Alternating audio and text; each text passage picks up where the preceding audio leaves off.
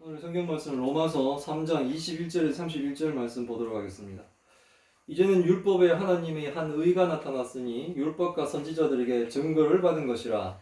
곧 예수 그리스도를 믿음으로 말미암아 모든 믿는 자에게 미치는 하나님의 의니 차별이 없느니라. 모든 사람이 죄를 범하였으며 하나님의 영광에 이르지 못하더니 그리스도 예수 안에 있는 속량으로 말미암아 하나님의 은혜로 값없이 의롭다 하심을 얻은 자 되었느니라. 이 예수를 하나님이 그의 피로써 믿음으로 말미암는 화목제물로서 세우셨으니 이는 하나님께서 길이 참으시는 중에 전에 지은 죄를 간과하심으로 자기의 의로우심을 나타내려 하심이니 곧 이때에 자기의 의로우심을 나타내사 자기도 의로우시며 또한 예수 믿는 자를 의롭다 하려 하심이라. 그런즉 자랑할 때가 어디냐 있을 수 없느니라. 무슨 법으로냐 행위로냐 아니라 오직 믿음의 법으로니라. 그러므로 사람이 의롭다 하심을 얻는 것은 율법의 행위에 있지 않고 믿음으로 되는 줄 우리가 인정하노라. 하나님은 다만 유대인의 하나님이시냐 또한 이방인의 하나님은 아니시냐 진실로 이방인의 하나님도 되시느니라. 할례자도 믿음으로 말미암아 또한 무할례자도 믿음으로 말미암아 의롭다 하실 하나님은 한 분이시니라. 같이 읽겠습니다.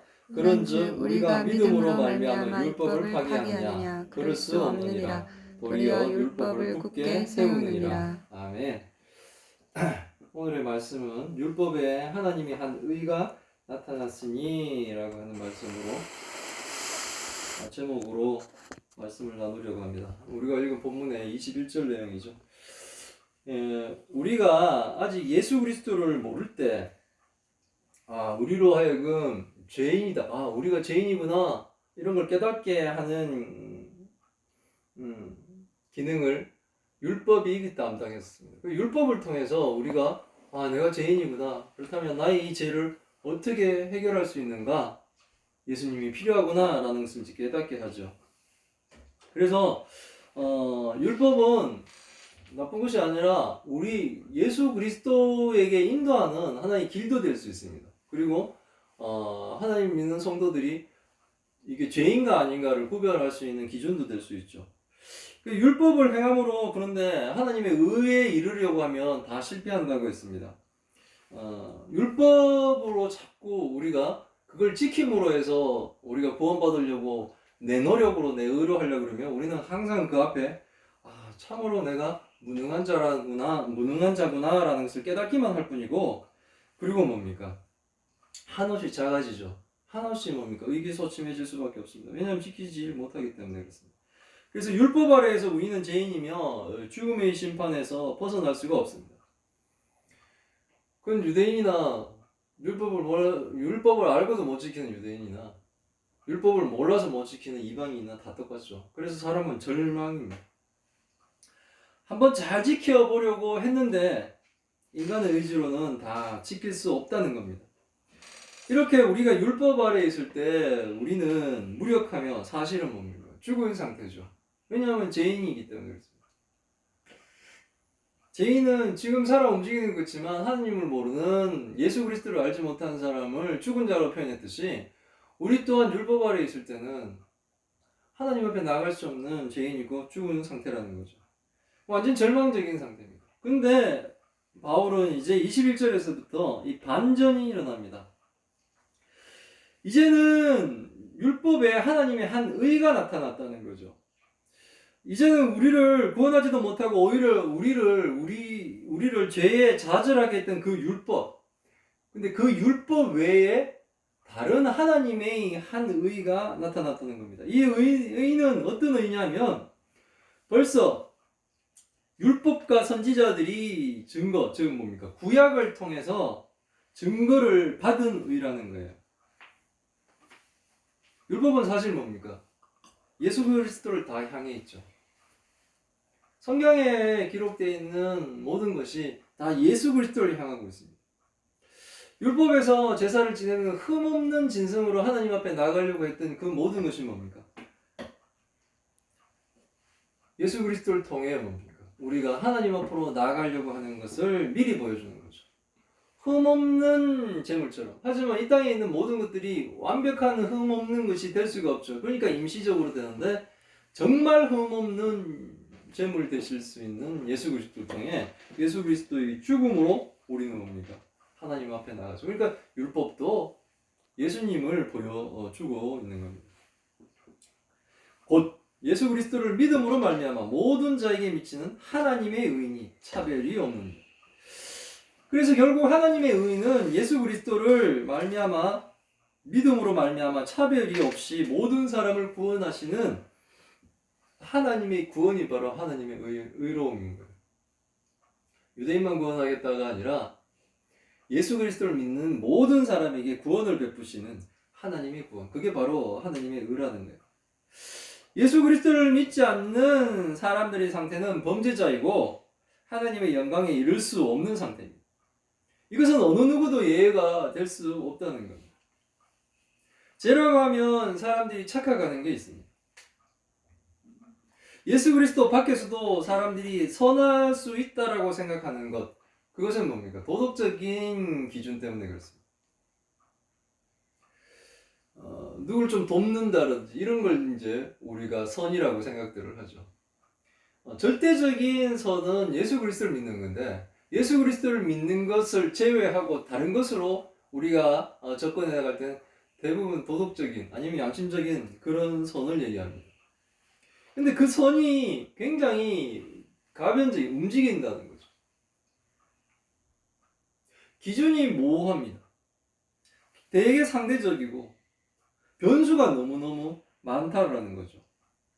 과연 저 사람이 선하다라고 판단할 때 그 사람이 남을 돕는 걸 가지고 선하다고 판단하게 되면 과연 몇 번 도우면 그 사람이 선하다고 얘기할 수 있느냐는 거죠. 100번 도우면 될까요? 그럼 100번 도왔다면 그럼 99번 도운 사람은 나쁜 사람인가요? 한 번만 도우면 선한 사람인가요? 그리고 누군가를 100번 도와줬는데 어떤 한 사람에게는 엄청나게 악하게 했어. 그럼 그 사람은 과연 착한 사람인가요? 나쁜 사람인가요? 이렇게 도덕적인 선은 기준이 모호하고 변수가 너무 많습니다. 사실 그리고 이거는 예수 그리스도 없는 이런 선이 아니죠. 예수 그리스도가 안에 있지 않다면 선은 사실은 없습니다. 우리가 불신자일 때 누구를 돕는 것은 이렇게 내면 깊숙이 들어가 보면 사실은 자신을 위한 거죠. 자신의 만족, 자신의 자랑, 그리고 또 거래도 하죠. 내가 이렇게 함으로 어떤 신으로부터 많은 이렇게 뭡니까? 혜택을 또 볼 것이다. 복을 받을 것이다. 내가 베풀어서 복을 받을 것이다. 이런 거래적인 성격도 있는 겁니다. 또 누군가를 도우면 자기 성취와 만족에 몸을 가누지 못할 정도로 사람들은 뭡니까? 자아도취가 됐죠. 이 모든 것들이 죄인들의 현상입니다. 결국 모든 것이 죄를 범하는 죄인임을 증명하는 것 외에는 하는 것이 없습니다. 그런데 이제 그리스도 안에 있는 속량으로 말미암아 하나님의 은혜로 값없이 의롭다 하심을 얻은 자가 되었느니라.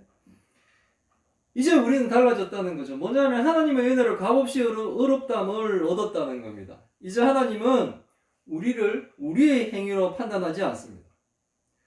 우리를 속량하신 예수 그리스도의 의를 우리에게 입혀 예수 그리스도의 의로움을 하나님이 심판하시겠다는 거예요.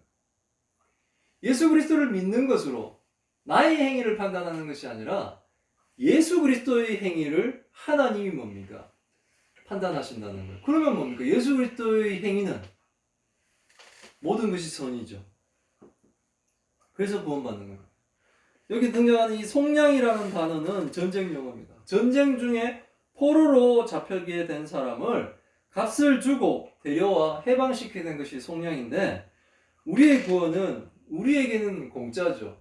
감옥에 갇혀있는 사람은 자기가 대가를 지불한 게 아니죠. 감옥에 밖에 있는 누군가가 대가를 지불함으로 자기가 풀려나는 거죠. 감옥에서는 자기가 할 수 있는 게 아무것도 없습니다. 우리가 구원받는 것도 마찬가지예요. 우리는 그냥 구원받은 거예요. 그런데 우리는 공짜로 구원을 받았지만 감옥에 갇힌 전쟁포로가 자기는 공짜로 받았지만 바깥에 있는 누군가가 그 사람의 몸값을 치른 거죠. 누군가가 희생을 한 거죠. 그것처럼 우리는 공짜로 구원을 받았지만 누군가는 엄청난 대가를 치루었다는 거예요. 그게 바로 뭡니까? 그 대가가 예수 그리스도의 십자가의 죽음이라는 거예요. 죄인된 우리 때문에 하나님의 아들이 죽으셨다는 거예요. 그 피 때문에 우리가 살게 되었다는 겁니다. 이 예수를 하나님이 그의 피로 믿음으로 말미암아 화목제물로 세우셨으니 이는 하나님께서 길이 참으시는 중에 전에 지은 죄를 관가하심으로 자기의 의로우심을 나타내려 하심이니라. 25절에 예수 그리스도의 피로 말미암아 예수님은 화목제물이 되었다고 합니다. 그래서 우리의 용서받지 못할 죄, 하나님의 진노를 받아야 할 죄, 그 죄가 우리가 예수 그리스도를 믿기만 하면 하나님의 진노가 우리에게 오는 것이 아니라 완전히 다 하나님의 모든 진노가 다 예수 그리스도에게 부어지도록 그렇게 되고 우리는 뭡니까? 예수님께 우리의 모든 죄를 다 넘긴다는 거죠. 우리의 모든 죄를 다 지시고 예수님은 죄인으로서 하나님의 모든 저주를 다 받아버려야 돼요. 내가 받아야 될 그 하나님의 진노, 다른 사람이 받아야 될, 모든 하나님을 믿지 않는 사람들이 받아야 될 그 진노가 예수 그리스도를 믿는 것으로 해서 예수 그리스도께 뭡니까? 다 부어진다는 거예요. 그러니까 예수님이 이 땅에서 죽은 사람 중에는 가장 뭡니까? 큰 죄인으로 죽으신 거예요. 그래서 하나님은 당장 죽일 수도 있었던 죄 짓는 우리들을 죽이지 않으시고 참으셨다는 거예요.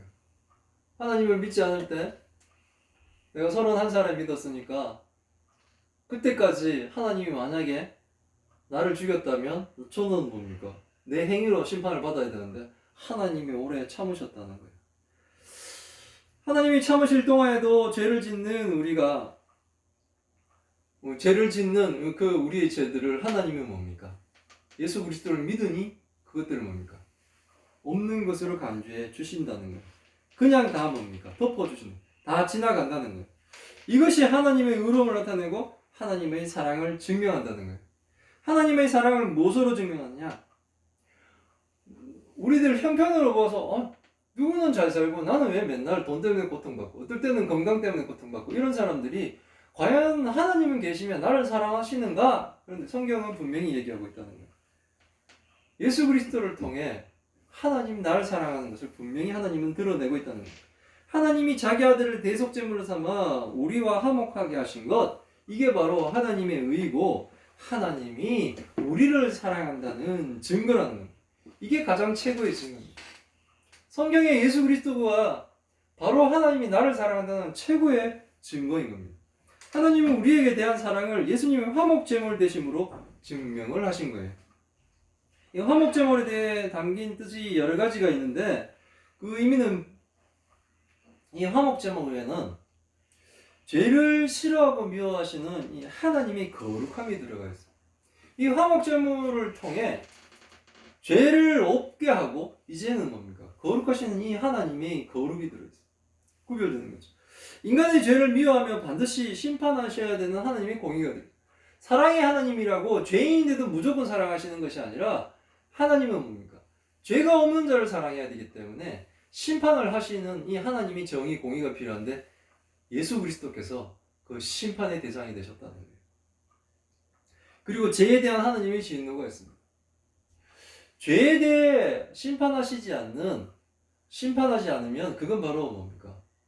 정의가 아니죠.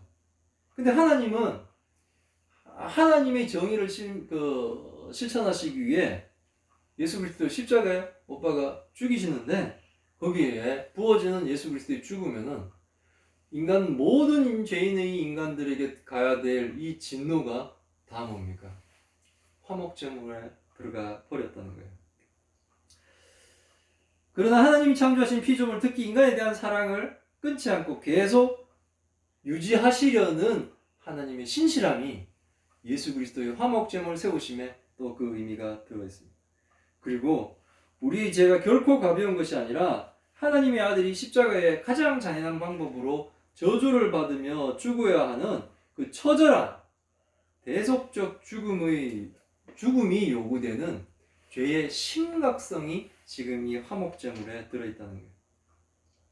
우리는 우리의 죄가 얼마나 심각한 걸 좀 알아야 돼요. 이 죄의 심각성을 우리가 알지 못하면 십자가에 죽으신 예수 그리스도와 전지전능한 능력임에도 불구하고 아들을 십자가에 죽일 수밖에 없는 이 하나님의 사랑을 알지 못한다는 거죠.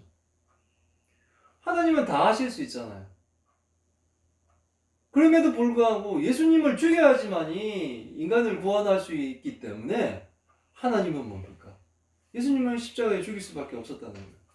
예수님이 죽을 수밖에 없을 만큼 우리의 죄가 심각하다는 것을 사람들은 깨달아야 돼요. 성도가 그것을 깨닫지 못하면 모든 게 은혜스럽지가 않고 예배도 자기가 드려주는 게 된다. 예배의 자리에 나오는 게 얼마나 은혜스러운지, 예배의 자리에 나오는 것이 얼마나 영광스러운지, 하나님이 나를 구원하신 게 얼마나 큰 은혜인지, 이 모든 것들을 아주 가볍게 여겨버리는 거예요. 지금 전국의 교회들이 대면 예배를 못하고 비대면 예배를 하면서, 우리도 뭐 녹화를 해서 이 카톡으로 보내주고 유튜브로 이렇게 하면서, 왜 그렇게 하면서까지 이 예배를 붙들어야 되느냐 하면, 죽어 지옥 갈 우리를 구원하시는 그 하나님을 섬기는 마음이 내가 얼마나 큰 죄인인데도 불구하고 나를 구원해 주셨는가를 알기 때문에 더욱더 뭡니까? 이 예배를 섬기려고 하는 거예요. 예배를 통해서 우리가 큰 재물을 받거나 큰 막 뭔가를 받아내려고 하는 것이 아니라, 진짜 우리의 그 참혹한 죽임당할 것을, 그 큰 죄를 용서받고 이제는 하나님 나라를 소망할 수 있는 성도로 우리가 살게 하시는 그 하나님의 은혜에 감사하기 때문에 뭐 여러 가지 형편으로라도 그 예배를 끝까지 붙들려고 하고 있는 겁니다. 근데 이 예배의 심각성을 알지 못하면 십자가 죽으신 예수님이 자기한테 와닿질 않는 거예요. 뭐 예수님이 더 죽으시면 이게 뭐가 뭐 어때서 내가 큰 죄인도 아닌데 뭐 이런 식으로 생각을 해버리죠. 아담이 자기하고 상관없죠. 그래서 뭐 과일 하나 따먹은 것이 무슨 큰 일이길래 이 모든 하나님의 피조물들이 다 고통받는가, 이런 생각을 하는 거죠. 그래서 뭐 하나님 좀 너무하시네, 과일 하나 먹었는데, 이런 생각을 한다는 거죠. 창조주에게 대항한 우리의 죄를 깊이 깨닫지 못하는 거예요. 아담은 뭐 그랬다 치더라도 우리도 하나님께 엄청난 저항과 엄청난 뭡니까? 죄를 짓고 있음에도 불구하고 죄를 깨닫지 못하니 그것을 알지 못하고 자신의 죄를 뭡니까? 아주 가볍게 생각한다는 거예요. 아직도 죄의 중요성을 뭡니까? 깨닫지 못하고 헤매는 자들은 그들을 구원하기 위해 하나님이 십자가에 죽으시는 이 고통을 외면하는 배은망덕한 사람들입니다. 은혜를 모르는 사람들, 은혜를 배반하는 사람들. 이 하나님의 거룩은, 하나님의 거룩, 하나님 화목제물 드시면 하나님의 거룩, 공의, 하나님의 진노, 하나님의 신실하심, 대속적 죽음이 요구되는 죄의 심각성, 이것이 다 뭡니까? 하나님의 화목제물 안에 들어있다는 것을 우리가 좀 아시길 바랍니다. 곧 이때 자기의 의로우심을 나타내서 자기도 의로우시며 또한 예수를 믿는 자를 의롭다 하려 하심이라. 우리가 어떻게 구원받느냐 하면 하나님의 의, 즉 예수 그리스도의 십자가의 죽음은 하나님의 의, 하나님의 사랑을 나타내는 최고의 절정이죠. 예수 그리스도에 대한 믿음으로 그 모든 믿는 사람들은 예수 그리스도의 의 때문에 의롭다고 하시는 거예요. 우리의 구원받는 방법은 이거예요. 내가 예수 그리스도를 믿음으로 예수 그리스도의 그 의로움이 내 의로움이 되는 거예요. 그러면 지금까지 있는 나의 죄는 화목제물 되시는 예수님께 다 넘어가 버리는 거죠. 이게 바로 복음이라는 거예요. 죄인인데도 구원받은 거예요. 이게 막 은혜로 느껴져야 되는데 이게 너무 가벼우면 아직 구원의 길에 있지 않다는 겁니다.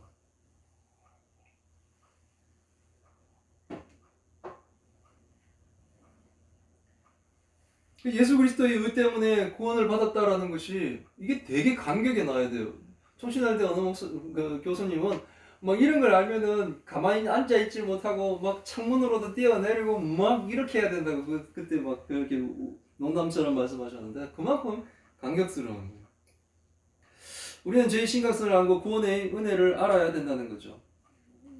아까 잠깐 언급됐던 에덴 동산 이야기지만 에덴 동산의 선악과는 하나님과 아담 사이 유일하게 뭡니까? 아담이 피조물인 것을 알리는 장치라고 그랬습니다.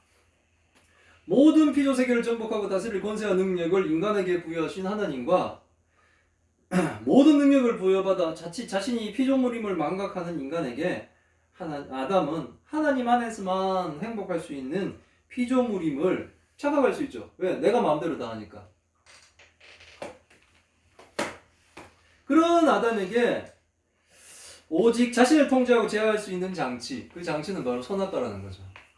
하나님의 명령, 그걸 지켜야 된다는 것. 그래서 선악과만이 이 아담이 피조물이라는 존재라는 것을 확인시킬 수 있는 유일한 장치였습니다. 아담은 에덴 동산의 모든 피조물을 다스리며 또한 모든 풍요를 누리면서 그렇게 살면서 동산 중앙에 있는 이 선악과를 볼 때마다 내 마음대로 하는 게 아니네. 나를 지으신 하나님이 있네. 라는 것을 이렇게 뭡니까? 항상 깨닫게 되는 거죠. 이 모든 풍요는 뭡니까? 아담으로의 노력으로 이루어지는 것이 아니라는 겁니다. 모든 것이 하나님으로 인해 주어졌다는 것을 본인이 아는 거예요. 자기 마음대로 하니까 이게 다 내가 마음대로 하네라고 생각했는데 그게 아니라 동산 가운데 있는 선악과를 볼 때마다 내가 다 이루어가는 것이 아니라 하나님이 주시는 거네요. 나는 하나님 안에 있으면 행복하겠네 라는 것을 알게 한다는 거죠. 예배가 우리 족쇄처럼 되는 것이 아니라 이 예배 가운데 이 하나님의 은혜를 또 깨달아 가야 되는 거예요.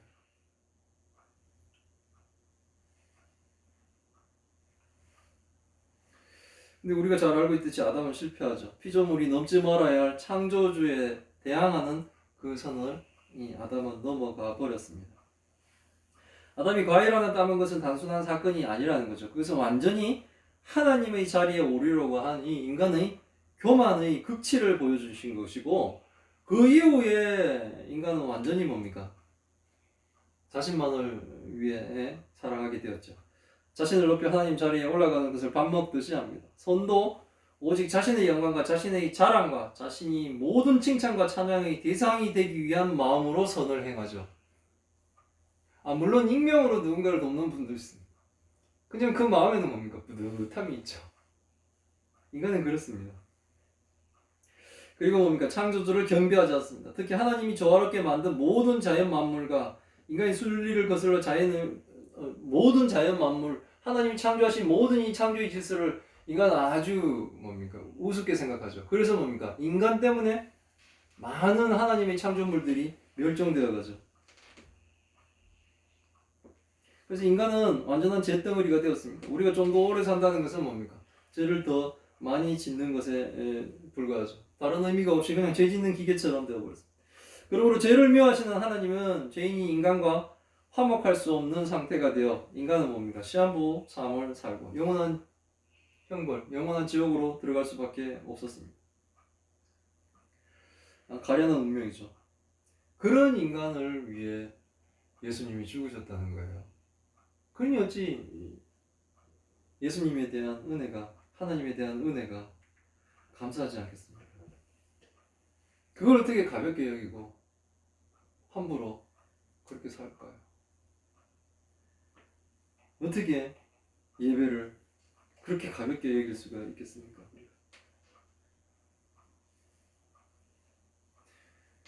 예배 때문에 확진자가 나오고 막 이러니까 예배 때문인지는 모르겠습니다. 교회를 통해 나오니까 교회가 대면 예배를 더 주장하기도 힘든 시간이 되었지만 그럼에도 불구하고 각 교단이나 총회장이나 이런 분들이 대면 예배를 그래도 정부하고 자꾸 협상을 하려고 하는 이유는 다 이런 의미들이 있는 겁니다. 비록 지금 막 집단 발병에 교회 이름이 자꾸 나와서 많은 사람들이 교회를 더 미워하는 상황이 되었지만 우리가 예배를 포기할 수 없고 우리가 하나님을 향한 마음을 거둘 수가 없는 이유는 하나님이 우리에게 베푸신 사랑이 너무나 크시기 때문에 그렇다는 거예요.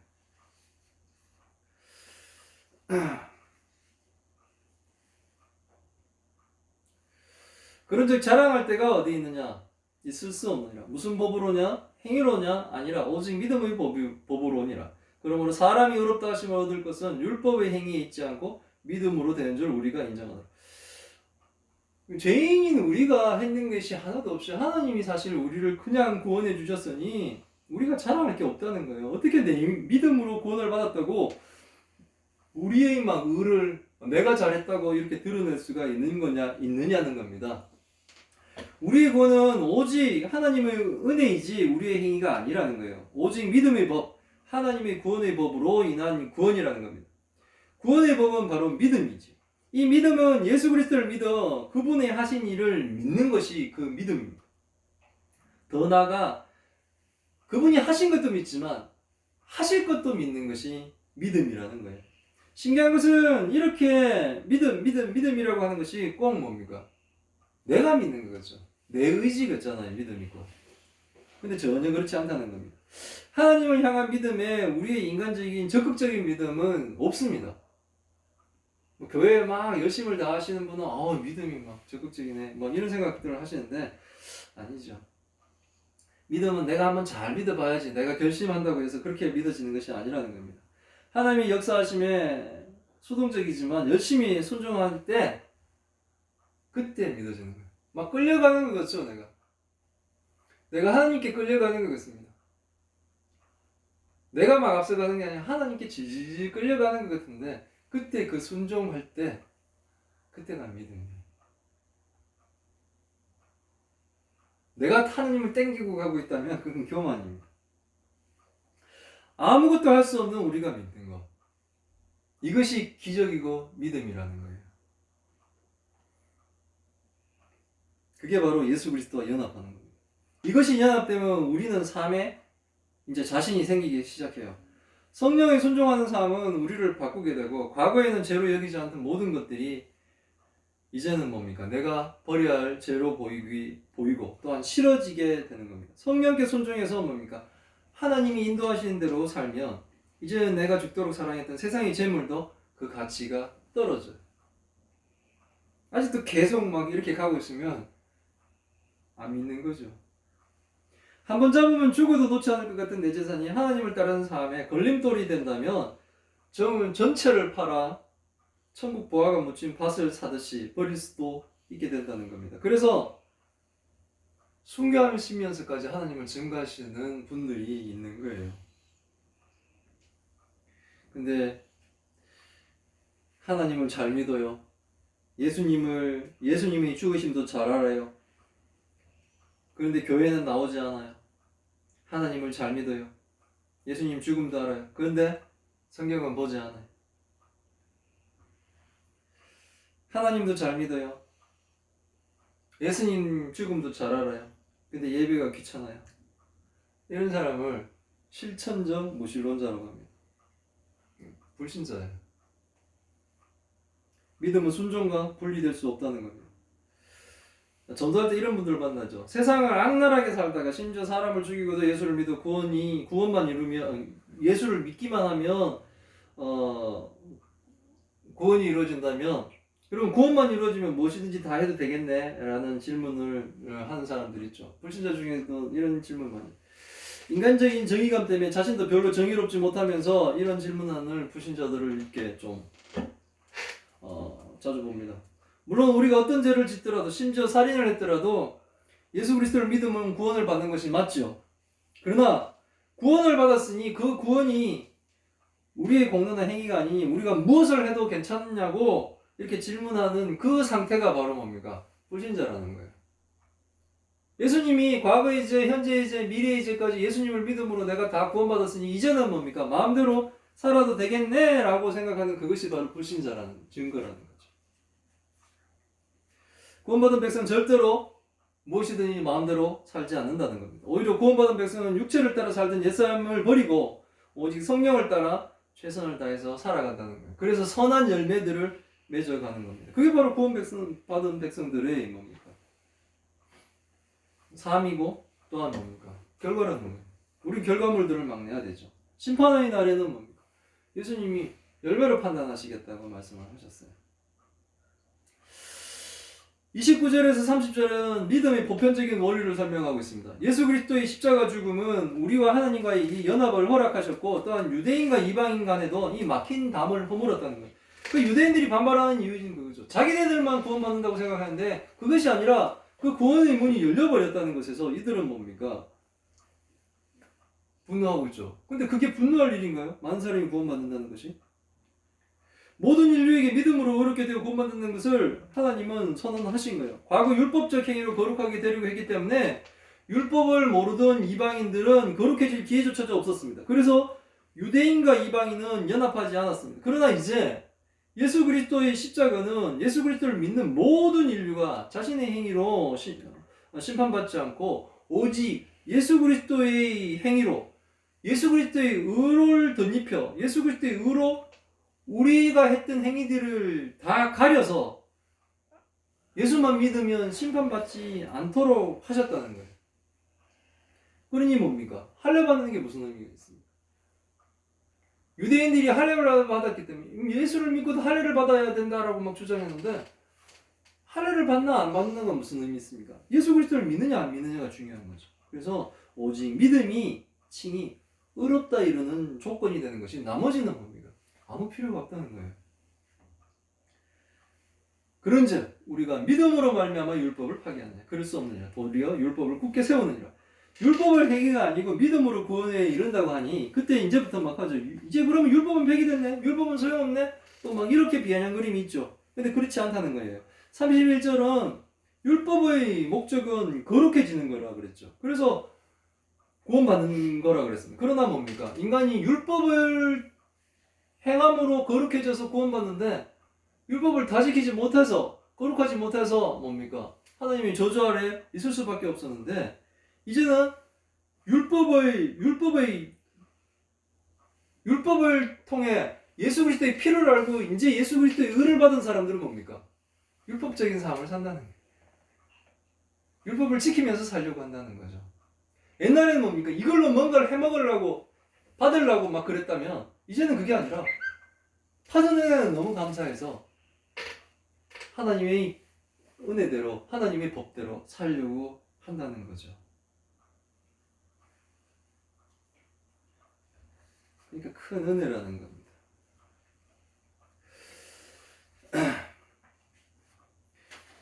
이제 우리 삶을 한번 보려고요. 믿음으로 구원받은 우리의 삶이 어떤가?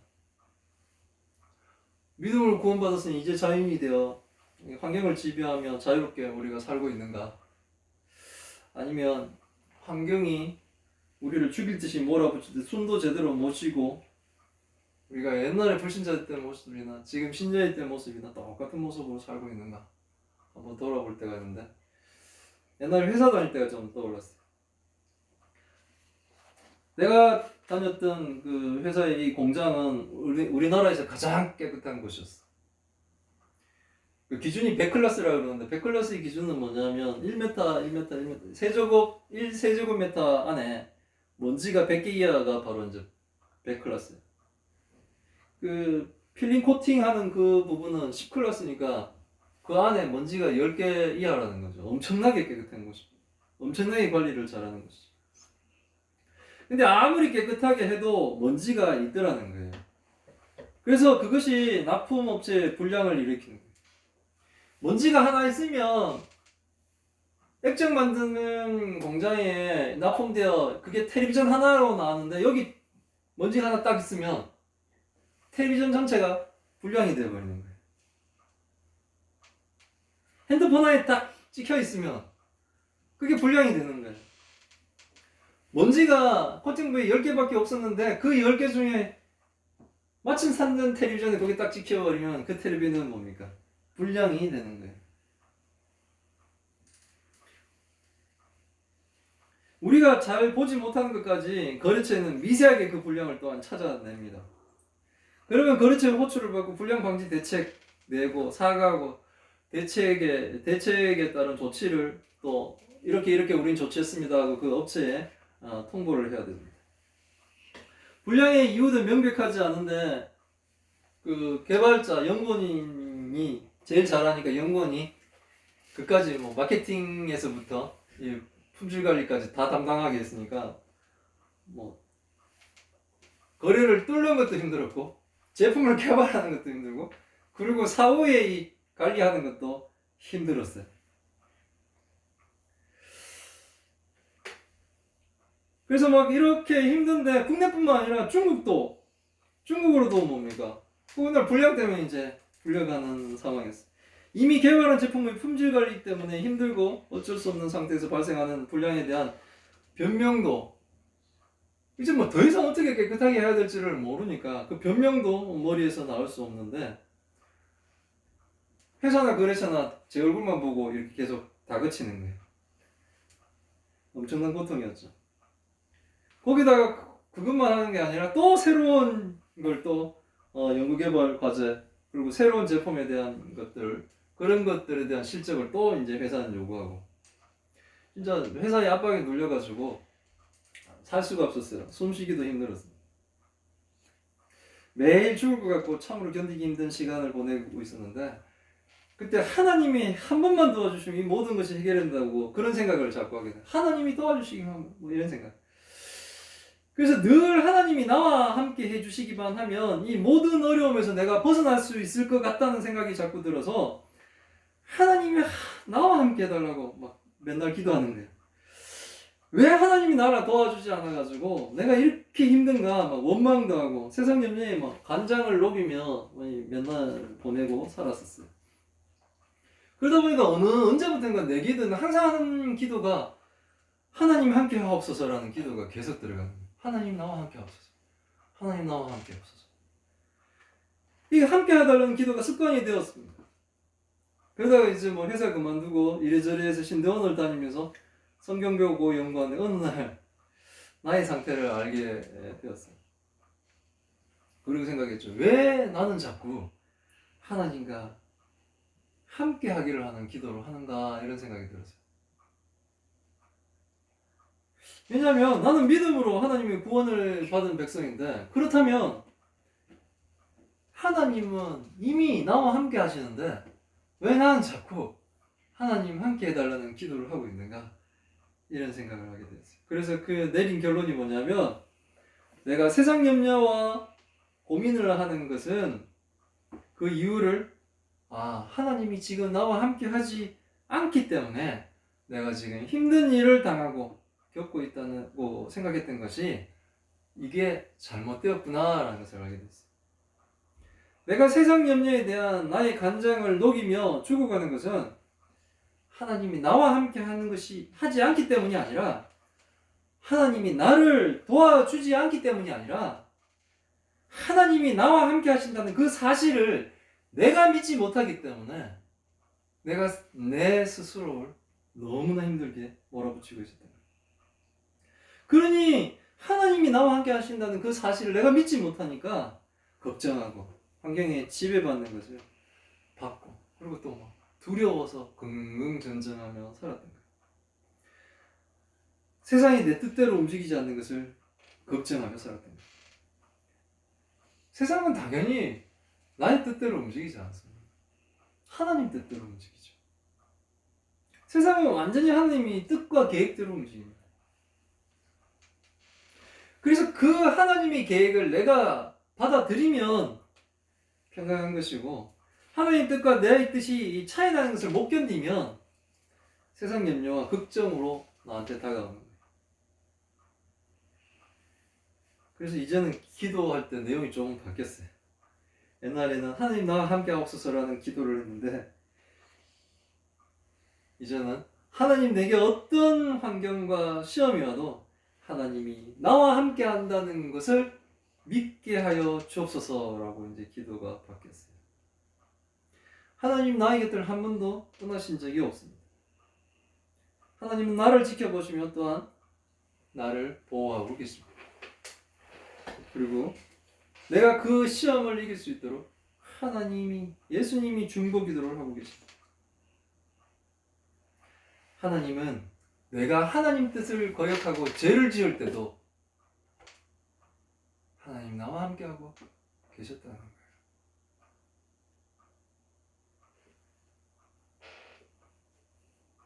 내가